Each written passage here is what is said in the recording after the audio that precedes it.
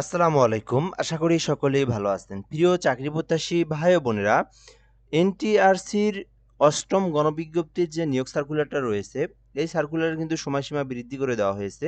অর্থাৎ ২৭শে ফেব্রুয়ারি পর্যন্ত আপনারা আবেদন করতে পারবেন। ১ সপ্তাহ সময় বৃদ্ধি করে দেওয়া হয়েছে। তো এটা নিয়ে আমরা বিস্তারিত আলোচনা করব। যারা এখন পর্যন্ত আবেদন করেন নাই, আবেদনের সময় কিন্তু ২৭ তারিখ পর্যন্ত রয়েছে। অর্থাৎ আরও ২ দিন রয়েছে। এর মধ্যে আপনারা আবেদন করবেন। তো এখান থেকে পদের নাম, তারপরে হচ্ছে শিক্ষাগত যোগ্যতা, তারপরে হচ্ছে এখান থেকে সবকিছু দেওয়া আছে, গ্রেড দেওয়া আছে, প্রতিষ্ঠানের ধরন দেওয়া আছে, অভিজ্ঞতা দেওয়া আছে। সকল কিছু আমি আপনাদেরকে দেখাবো। এছাড়াও কিন্তু এখানে পরীক্ষা কত মার্কের হবে, কত মার্ক পেলে আপনি উত্তীর্ণ হবেন, কোন কোন বিষয় থেকে পরীক্ষায় প্রশ্ন আসবে, সেগুলোও কিন্তু সার্কুলারের মধ্যে দেওয়া আছে। তো যারা এখন পর্যন্ত এপ্লাই করেনি, অবশ্যই সম্পূর্ণ ভিডিওটা দেখবেন, তাহলে আপনি সকল তথ্যগুলো আপনি এই ভিডিওর মাধ্যমে আপনি জানতে পারবেন। আর একটা বিষয় হচ্ছে, যারা আমাদের চ্যানেলে নতুন আছেন বা নতুন দেখতেছেন, চ্যানেলটিতে অবশ্যই সাবস্ক্রাইব করে রাখবেন। এই চ্যানেলে বাংলাদেশের সরকারি যত নিয়োগ সার্কুলার আসে, সকল সরকারি নিয়োগ সার্কুলারগুলো আমরা আপলোড দিয়ে থাকি। এছাড়াও এখান থেকে বেসরকারি ভালো, ভালো যে সার্কুলারগুলো আমরা আপলোড দিয়ে থাকি, এবং ১৯তম শিক্ষক নিবন্ধন সার্কুলার কিন্তু আ অর্থাৎ এই মাসে না হয় সামনের মাসেই দেওয়ার সম্ভাবনা রয়েছে, যেটা আমরা জানতে পেরেছি। তো ১৯তম শিক্ষক নিবন্ধন সার্কুলার দেওয়া মাত্রই কিন্তু আমি আমাদের এই চ্যানেলের মাধ্যমে সকল আপডেটগুলো আপনাদেরকে দেব, দেখানোর চেষ্টা করব। অবশ্যই আপনারা সাবস্ক্রাইব করে আমাদের সঙ্গে যুক্ত থাকবেন। ফেসবুক পেজে লিংক দেওয়া আছে, কমেন্ট বক্সে ফলো দিয়ে রাখবেন। আচ্ছা, ৮ম গণবিজ্ঞপ্তির যে নিয়োগ সার্কুলারটা রয়েছে, এই যে ৮ম এনটিআরসি নিয়োগ বিজ্ঞপ্তি, যেখানে কিন্তু ১৩,৫০০ সামথিং কিন্তু শিক্ষক নিয়োগ দেওয়া হবে।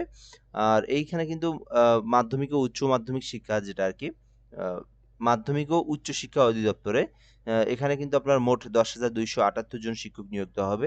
এছাড়াও কারিগরিতে ১৫০ জন, এবং মাদ্রাসা শিক্ষা অধিদপ্তরে কিন্তু ৩১৩১ জন শিক্ষক নিয়োগ দেওয়া হবে। এখানে প্রতিষ্ঠানের ধরন দেওয়া আছে, অর্থাৎ স্নাতক পাশের যে প্রতিষ্ঠানগুলো রয়েছে, আ এবং উচ্চ মাধ্যমিক পাশে যে উচ্চ মাধ্যমিক পর্যন্ত যে প্রতিষ্ঠানগুলো রয়েছে, এখানে আপনার কতজনকে নিয়োগ দেওয়া হবে, এগুলো আপনারা দেখে নিতে পারেন। আমি একটু দেখে দেই, তাহলে আপনারা পরবর্তী বিষয়টা বুঝবেন।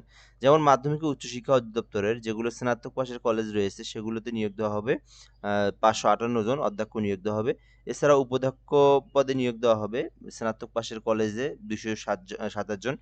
এভাবে কিন্তু এখানে প্রধান শিক্ষক নিয়োগ দেওয়া হবে, যেমন যেগুলো ক্লাস 10 পর্যন্ত মাধ্যমিক বিদ্যালয়ে, এখানে আপনার ৩৯২৩ জন আছে। এছাড়াও কিন্তু এখানে প্রধান শিক্ষক, এভাবে আপনারা দেখে নিবেন। ঠিক আছে?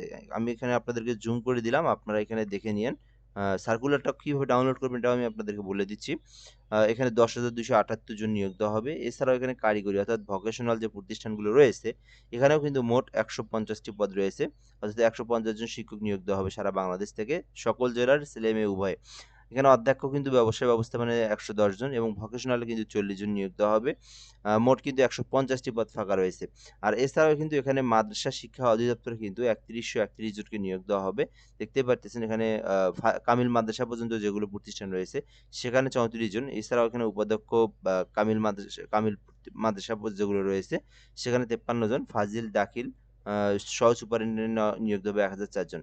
তো এখানে যে বিষয়টা, সেটা হচ্ছে, আপনারা যে প্রতিষ্ঠানে শিক্ষকতা করতেছেন বা রানিং সাধারণ শিক্ষক রয়েছেন, সেই প্রতিষ্ঠানে কিন্তু আপনি আ যদি আপনি সাধারণ শিক্ষক হয়ে থাকেন, সেক্ষেত্রে কিন্তু আপনি অধ্যক্ষ অথবা উপাধ্যক্ষ পদে আবেদন করতে পারবেন। আবার আপনি কারিগরি যদি আপনি সাধারণ শিক্ষক হয়ে থাকেন, সেক্ষেত্রে কিন্তু আপনি সুপারে আবেদন করতে পারবেন। এখানে বিষয়গুলো দেওয়া আছে, কারা, কারা আবেদন করতে পারবেন। নিচের দিকে আমি সার্কুলারটা পড়ে আপনাদেরকে দেখাবো, তাহলেই বুঝতে পারবেন। ওকে? আচ্ছা, আপনি কিভাবে আবেদন করবেন, এই বিষয়টা আমি আপনাদেরকে বলে দেই। তো যারা নিজেরা আবেদন করতে চায়, নিজেদের ল্যাপটপ, পিসি ডিভাইস রয়েছে, সেক্ষেত্রে আবেদনের জন্য ngi.teletalk.com.bd লিখে সার্চ করবেন। তাহলে আবেদনের ফর্ম পেয়ে যাবেন। ওখানে আপনি আপনার ডকুমেন্টগুলো দিয়ে আপনি ফর্ম পূরণ করে অ্যাপ্লিকেশন করবেন। ngi.teletalk.com.bd আমি আপনাদেরকে জুম করে দেখাচ্ছি। ngi.teletalk.com.bd লিখে সার্চ করলে আপনারা আবেদনের ফর্মটা পেয়ে যাবেন। ওখান থেকে আপনারা আবেদন করবেন। আর আবেদন কিন্তু বলেই দিলাম, সময়সীমা বৃদ্ধি করে দেওয়া হয়েছে। এই ছিল মূলত বিষয়। এরপর এখানে একটা বিষয় যেটা দেখাতে হবে, সেটা হচ্ছে আপনার সকল ডকুমেন্টগুলো সাবমিট দেওয়ার পরে আপনার কিন্তু একটা ছবি এবং একটা স্বাক্ষর একটা দিতে হবে। সেই ছবির মাপটা হচ্ছে ৩০০ বাই ৩০০ পিক্সেল, আর স্বাক্ষরের মাপটা হচ্ছে ৩০০ বাই ৮০ পিক্সেলের মধ্যেই হতে হবে। ঠিক আছে? আচ্ছা, আশা করি এই বিষয়গুলো আপনারা জানতে পেরেছেন। আবেদন করার পর পেমেন্টের বিষয়টাও এখানে দেওয়া আছে। তো আবেদনের পর পেমেন্ট কিভাবে করবেন? টেলিটক সিমের মধ্যে আপনাদেরকে পেমেন্ট করতে হবে। ৳৩৫৫ মতো খরচ হবে। আপনার প্রায় ৳৩৭০-৮০ আপনারা রিচার্জ করবেন। তারপরে আপনারা পেমেন্টটা করবেন। পেমেন্টটা করার প্রসেসটা হচ্ছে, ফার্স্ট এসএমএস এ আপনাদেরকে টাইপ করতে হবে। এখান থেকে আমি দেখে দিচ্ছি। NTRCH লিখবেন, তারপরে হেল্প লিখে আপনারা স্পেস দিয়ে ইউজার আইডিটা লিখবেন। ইউজার আইডি লিখে আপনারা 16322 নাম্বার যেটা টেলিটক সিমের নাম্বার যেটা এই নাম্বারে সেন্ড করে দিবেন। তো সেন্ড করে দিলে আপনাকে একটা পিন নাম্বার দেওয়া হবে বা আপনারা একটা SMS পাবেন। এই যেখানে প্রসেসটা দেওয়া আছে এইভাবে আপনারা দিবেন। তারপরে আপনারা আবার কি করবেন, আবার একটা আপনারা SMS টাইপ করবেন, যেখানে আপনারা ফর এক্সাম্পল দেওয়া আছে এখানে সেকেন্ড SMS পিন নাম্বার এই যে এনটিআরসি হেল্প ইউজার আইডি লিখে আপনারা 16322 নাম্বার সেন্ড করে দিবেন। পরবর্তীতে পিন নাম্বার জানা থাকলে এখান থেকে NTRC space help space pin number দিয়ে স্পেস পিন নাম্বার দিয়ে আপনারা আবার সেন্ড করতে হবে 16322। তো এইভাবে সেন্ড করে কিন্তু আপনি পরবর্তী যখন সেকেন্ড এসএমএসটা পাঠাবেন, দেন আপনার কিন্তু পেমেন্টের টাকাটাও কেটে নেওয়া হবে এবং আপনার অ্যাপ্লিকেশনটা সাকসেসফুলি সাবমিট হয়ে যাবে। ঠিক আছে, এই ছিল মূলত এখান থেকে পদসংখ্যা, তারপরে হচ্ছে আবেদনের লিঙ্ক, তারপরে হচ্ছে আবেদনের জন্য ছবি, স্বাক্ষরের সাইজ, দেন আপনার এখান থেকে পেমেন্ট করার প্রসেসটা আমি আপনাদেরকে দেখে দিলাম। ওকে, আচ্ছা, এরপর এখান থেকে যদি আমরা একটু দেখি আবেদনের জন্য এখানে যারা আবেদন করবেন পরীক্ষায় উত্তীর্ণ হওয়ার জন্য যে বিষয়টা, তো এখানে কিন্তু 40% মার্ক পেয়ে আপনার উত্তীর্ণ হতে হবে। আর এখানে কিন্তু আপনার MCQ থাকবে, যেখানে 80 নাম্বার থাকবে আর কি। আর শিক্ষাগত যোগ্যতা সনদ, যখন আপনারা শিক্ষক মানে আপনারা যখন প্রতিষ্ঠানে যখন অ্যাড হয়েছেন, অর্থাৎ হচ্ছে আপনারা যোগদান করছেন, আহ, কোন কোন কোন কোন অ্যাডভোকেট দিয়ে আপনারা যোগ হয়েছেন, যেমন আপনি যে আপনারা তো, এটা কিন্তু নতুনদের জন্য না, এটা কিন্তু আপনার যারা হচ্ছে সাধারণ শিক্ষক তাদের জন্য। ঠিক আছে, কেউ যদি আবার নতুন, আমি কিন্তু প্রথমে বলে দিলাম, আমি আবারও বলে দিচ্ছি, এটা কিন্তু নতুন সার্কুলার না, সরি, এটা হচ্ছে নতুনদের জন্য না, এটা হচ্ছে আপনার যারা সাধারণ শিক্ষক, যারা মাধ্যমিকের সাধারণ শিক্ষক, যারা কারিগরিতে সাধারণ শিক্ষক, যারা মানে মাদ্রাসা শিক্ষা অধিদপ্তরে যারা সাধারণ শিক্ষক, শুধুমাত্র তারাই আবেদন করতে পারবে। দেন তারাই কিন্তু পদোন্নতি পাবে। কেউ যদি সাধারণ শিক্ষক হয়ে থাকে, সে অধ্যক্ষর জন্য, উপাধ্যক্ষর জন্য আবেদন করতে পারবে। কেউ উপাধ্যক্ষ থাকলে সে প্রধান শিক্ষকের জন্য আবেদন করবে। ঠিক আছে, এইরকম আর কি বিষয়টা এখানে। অর্থাৎ আপনি এখান থেকে পরীক্ষা দিয়ে আপনি প্রমোশনের মতো যে বিষয়টা, সেটা আপনি পেয়ে যাবেন। আপনি প্রধান শিক্ষকের জন্য আপনি আবেদন করবেন, সাধারণ শিক্ষক প্রধান শিক্ষক আবেদন করতে পারবে। আচ্ছা, এখন এই বিষয়টা হচ্ছে, আর যারা নতুন দেখতেছেন আমি আবারও তাদেরকে বলতেছি, আপনাদের জন্য 19তম শিক্ষক নিবন্ধন সামনেই সার্কুলারটা দেওয়ার সম্ভাবনা রয়েছে। অল্প কিছুদিনের মধ্যেই সার্কুলার দিলে আমি আপনাদেরকে জানাবো। ঠিক আছে, আপনারা আমাদের সঙ্গে যুক্ত থাকবেন। তো যারা মানে পরীক্ষার যে বন্টন যেটা, সেটা হচ্ছে আপনি যখন অ্যাডভোকেটের যে অ্যাডগুলো করছেন, আপনার যদি আপনি অনার্স পাশে যদি আপনি ইন্টারসিতে যোগদান যখন করছেন, যদি সেক্ষেত্রে আপনার কি কি অ্যাড করতে হয়েছে, SSC, HSC, তারপরে অনার্স, 3টা সাবজেক্ট। তো ওই 3টা সাবজেক্টের মধ্যে থাকবে 12 নাম্বার। ঠিক আছে, এটা আপনি অটোমেটিকলি পাবেন। এরপরে মৌখিক পরীক্ষা থাকবে 8 নাম্বার। এইখানে আপনার হচ্ছে 12 আর 8 হচ্ছে 20, 20 আর 80 হচ্ছে 100। মোট কিন্তু 100 নাম্বারের পরীক্ষা হচ্ছে এখানে। তো আপনার এই MCQ 80 নাম্বারটা আপনাকে এখানে ভালো করতে হবে। ঠিক আছে, তো এখানে আপনি অর্ধেক নাম্বার পাইলে আপনি উত্তীর্ণ হবেন। তো মোট 100-র মধ্যে এখানে আপনাকে 40% মার্ক পাইলে কিন্তু আপনি উত্তীর্ণ হবেন। ওকে, একেবারে সহজ।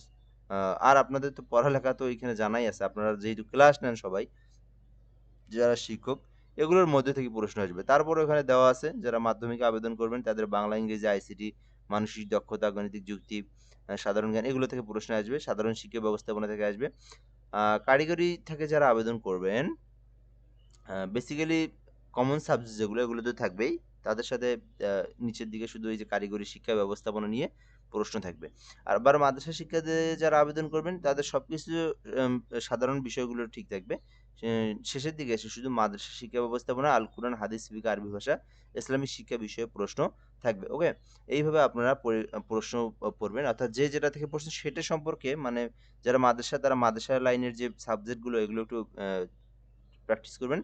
আর আবার যারা কারিগরি, তারা হচ্ছে কারিগরি নিয়ে, এবং যারা সাধারণ শিক্ষা, তারা সাধারণ শিক্ষা নিয়ে পড়বেন। ওকে, আচ্ছা, এখানে আমরা দেখব কারা কারা কোন পদে আবেদন করতে পারবে। যারা অধ্যক্ষতে যারা আবেদন করতে চান, স্নাতক পাশের প্রতিষ্ঠানগুলো যেগুলো রয়েছে, তো এগুলোতে আবেদন করতে আপনার শিক্ষাগত যোগ্যতা প্রয়োজন, মাস্টার্স ডিগ্রি থাকতে হবে। দেন আপনাকে কিন্তু মিনিমাম 15 বছরের শিক্ষকতা অভিজ্ঞতা থাকতে হবে। তো আপনি যদি 15 বছর চাকরি করে থাকেন, সেক্ষেত্রে আপনি কিন্তু অধ্যক্ষের জন্য আবেদন করতে পারবেন। ঠিক আছে, আচ্ছা, উপাধ্যক্ষ যে পদটি রয়েছে, স্নাতক পাশের যে প্রতিষ্ঠানগুলো রয়েছে, এখানে আপনার আবেদনের জন্য মাস্টার্স থাকতে হবে, মাস্টার্স ডিগ্রি থাকতে হবে এবং 12 বছরের অভিজ্ঞতা থাকতে হবে। এভাবে আবার উচ্চ মাধ্যমিক পাশের যে প্রতিষ্ঠানগুলো রয়েছে, আপনি যদি অধ্যক্ষর জন্য আবেদন করতে চান, সেক্ষেত্রে মিনিমাম আপনাকে 12 বছরের অভিজ্ঞতা লাগবে। এরপরে অধ্যক্ষ উচ্চ বিদ্যালয়, যেগুলো আপনার হচ্ছে শুধুমাত্র ক্লাস 10 পর্যন্ত, সরি, যেগুলো হচ্ছে আপনার হচ্ছে এইচএসসি পর্যন্ত যে প্রতিষ্ঠানগুলো রয়েছে বাংলাদেশের বিভিন্ন জেলায়, আপনার নিজ জেলায় যেগুলো রয়েছে, তো সেক্ষেত্রে আপনি সেই প্রতিষ্ঠানে যদি সাধারণ শিক্ষক হয়ে থাকেন, তাহলে আপনি যদি অধ্যক্ষর জন্য আবেদন করে থাকেন, সেক্ষেত্রে আপনাকে মিনিমাম 13 বছরের অভিজ্ঞতা থাকতে হবে। এভাবে প্রধান শিক্ষক মাধ্যমিক বিদ্যালয় যেগুলো রয়েছে এসএসসি পর্যন্ত, এগুলোতে 17 বছরের যদি আপনি চাকরি করে থাকেন, আপনি তাহলে প্রধান শিক্ষকের জন্য আবেদন করতে পারবেন। তো এরপরে সহকারী প্রধান শিক্ষক আছে এখানে। সহকারী প্রধান শিক্ষক পদে আবেদন করতে চাইলে করতে পারেন। এক্ষেত্রে 10 বছরের অভিজ্ঞতার প্রয়োজন আছে, এবং প্রধান শিক্ষকে আবেদন করতে চাইলে 10 বছরের অভিজ্ঞতা লাগবে, যেগুলো হচ্ছে নিম্ন মাধ্যমিক বিদ্যালয়। এছাড়াও স্বতন্ত্র এইচএসসি যে প্রতিষ্ঠানগুলো রয়েছে, ব্যবসায় ব্যবস্থাপনা যেগুলো রয়েছে, সো এইগুলোতে আবেদন করতে চাইলে, অধ্যক্ষ পদে আবেদন করতে চাইলে আপনাকে 12 বছরের শিক্ষকতার অভিজ্ঞতার প্রয়োজন হবে। আচ্ছা, এভাবে সুপারিনটেনডেন্ট আছে এখানে। মিনিমাম আপনাকে আপনার আবেদন করতে চাইলে মিনিমাম 10 বছরের অভিজ্ঞতা লাগবে। আর এভাবে এখানে দেওয়া আছে উপাধ্যক্ষ কামিল মাদ্রাসা যে প্রতিষ্ঠানগুলো রয়েছে, এখানে আবেদন করতে চাইলে আ মিনিমাম আপনাকে 15 বছরের কিন্তু অভিজ্ঞতা থাকতে হবে। এই যে বলে দেওয়া আছে আরবি বিষয়সমূহ থাকতেই তো হবে, এটা তো স্বাভাবিক। যারা কামিল মাদ্রাসার উপাধ্যক্ষ পদে আবেদন করবেন তাদের তো আরবি বিষয় তো জানা থাকতে হবে। এছাড়াও অধ্যক্ষ এখানে ফাজিল মাদ্রাসায় নিয়োগ দেওয়া হবে, যেখানে কিন্তু আ ৪ বছরের শিক্ষকতার অভিজ্ঞতা প্রয়োজন। তবে এটা শিথিলযোগ্য। সো সেক্ষেত্রে কিন্তু সে আবেদন করতে পারবে। ওকে?